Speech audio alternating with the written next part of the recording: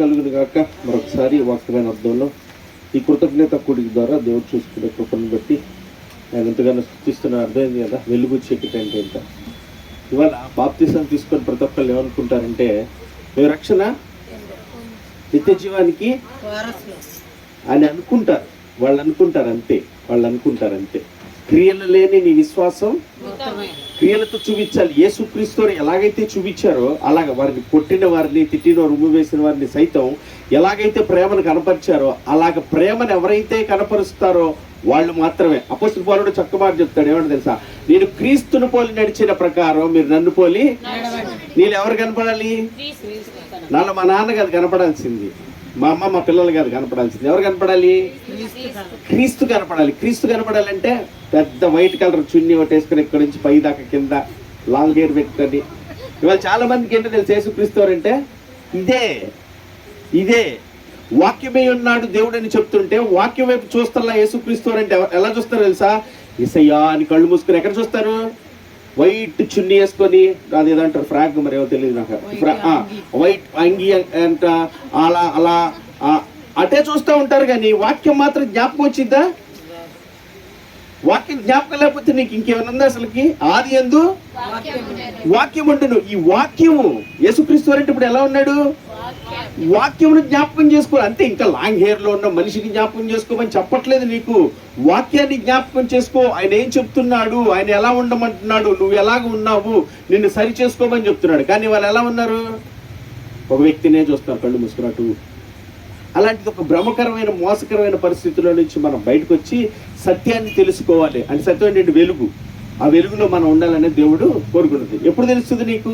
పెద్ద పెద్ద సేవకులను, పెద్ద పెద్ద మినిస్ట్రీలు నీకు తెలియదండి. అక్కడ తెలుసా, ఈ వాక్యాన్ని ఎవరైతే జాగ్రత్తగా చదువుతారో, దేవుడికి స్తోత్రం కలుగును గాక, వాళ్ళకి మాత్రమే సత్యం బయలుపరచబడుతుంది.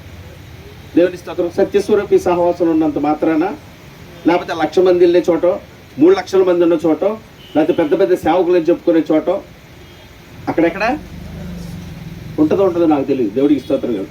ఇక్కడ మాత్రం ఖచ్చితంగా ఉంటుంది. దేవుడికి స్తోత్రం కాదు.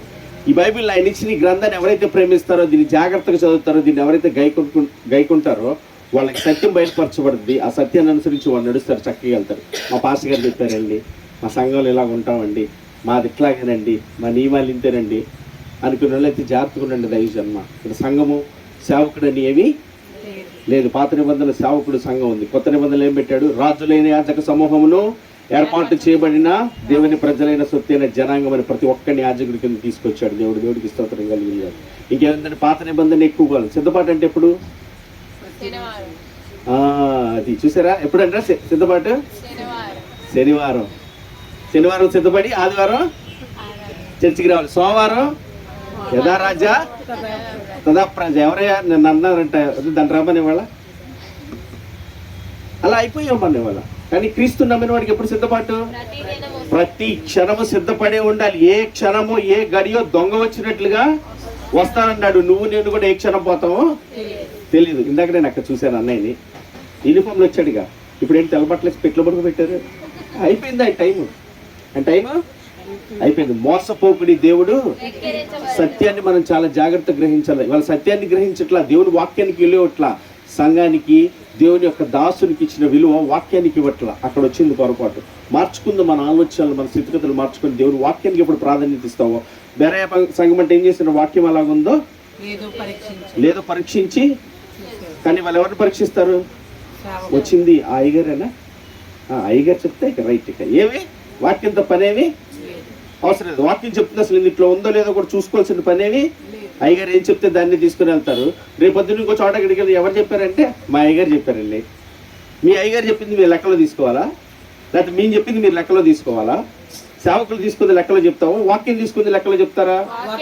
వాక్యం ఆయన మీతో చెప్పింది చేయండి. ఆయన ఏం చెప్తున్నాడు అది చేయాలి. అది ఏం చెప్తున్నాడు ఆయన పాటించాలి. అంతేగాని సేవకులు చెప్తున్నారు, వాళ్ళు చెప్తున్నారు, సంఘాలు చెప్తున్నారు అని తొయ్యకూడదండి. జ్ఞానం కలిగి నడుచుకునే కృప మనకి కావాలి. రేపు పొద్దున మన ఇవాళ ఆయనతో పాటు ఉండాలండి. ఆయన ప్రేమించి మనకి ఇచ్చిన గొప్ప భాగ్యం. దేవుడికి స్తోత్రం. ఆయన వాక్యం దీన్ని నిర్లక్ష్యం చేయొద్దు. దయచేసి మళ్ళీ ఒకసారి చెప్తాను, దీన్ని జాగ్రత్తగా చదువుతాము, చదివి జాగ్రత్తగా. ఎప్పుడైతే దీని మీద ఆధారపడతావో నువ్వు, ఆయన సౌరభ్యం పొలికి వచ్చేది వాక్యం వలన మాత్రం. ఇంకా దేని వలన రాదు. దేవునికి స్తోత్రం కలుగును గాక. ఈ కృతజ్ఞత కూడిక ద్వారా మరొకసారి దేవుడి సత్యాన్ని బయలుపరిచిన విధానాన్ని బట్టి దేవునికి ఎంతైనా కృతజ్ఞతలు చెల్లిస్తున్నాను. ఈ సమయంలో ఒక ఇద్దరు ప్రార్థన చేద్దాం. ఒకరు మేరక్క ప్రార్థన చేస్తారు. మేరక్క వాక్య నిమిత్తం మాత్రమే ప్రార్థన చేస్తారు. దేని నిమిత్తం ప్రార్థన చేస్తారు? వాక్య.